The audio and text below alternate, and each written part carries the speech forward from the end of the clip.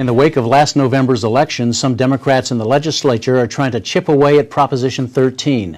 Not surprisingly, the Republicans are not enamored with that idea. My guest this segment is Diane Harkey, who's a member of the State Assembly from Dana Point. Thanks for being with us. You're welcome. Thank you.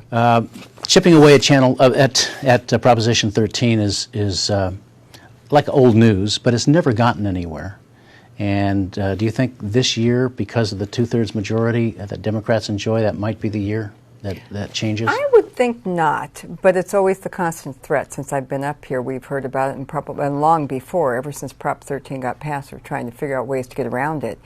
And the reality is that I think with the two-thirds majority, the Democrats are going to have to be a little more careful, because everything, it used to be that they ran the House, but nobody knew it. Now everybody knows, public knows, they own the House, and so any taxing, any implementation of same will fall on their shoulders. I don't think the governor would approve it either. One of the things, several of the things that they want to do is lower the threshold for local taxes, parcel taxes for education from 2/3 to 55%, for example, or taxes for infrastructure or transportation. After all, in Alameda County, for example, a transportation ballot local measure passed with 66.6% of the vote, just short of 2/3. And in Los Angeles, a measure failed, I should say, with 66%. And I guess the question comes up, is that fair?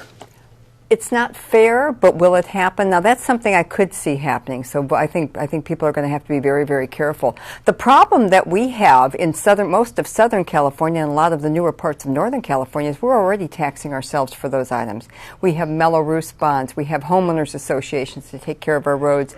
We have toll roads and other implementations of taxing ourselves. We have a Measure M tax in Orange County. There are other measures, half-cent sales tax throughout the state. So I think that the voters need to be very, very careful. Where I can see this coming into play almost immediately is if the governor's realignment of education goes through as planned, because what's happening is the suburbs are getting hit with a lower per student allocation, and some of that money will go up into the big pot in the sky, the property tax dollars that used to be allocated to the schools, and so then the schools will be crying for more money, and of course it's very, very easy to fund your own schools and to agree to a tax for that. So that's where I can see the parcel tax really coming into play.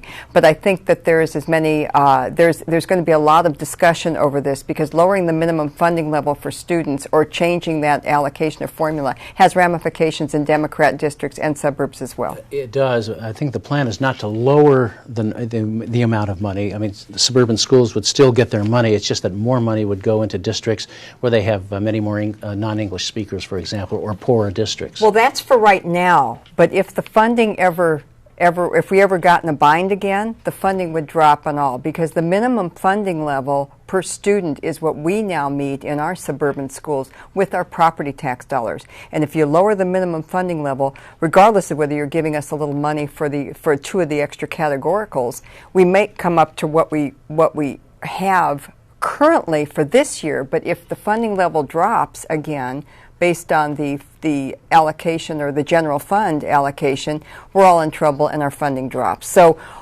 there is a way to fix this, but I think it will be handled in the House, quite honestly. I don't think the Democrat members are in alignment on it. I know the Republicans are not. I think this does cross party lines too. It does. Diane Harkey, member of the State Assembly, thank you very much for coming by and talking about these issues. We really appreciate it. Thank you very much for having me. And thanks to our viewers for watching Comcast Newsmakers. I'm Steve Swat. We'll see you next time.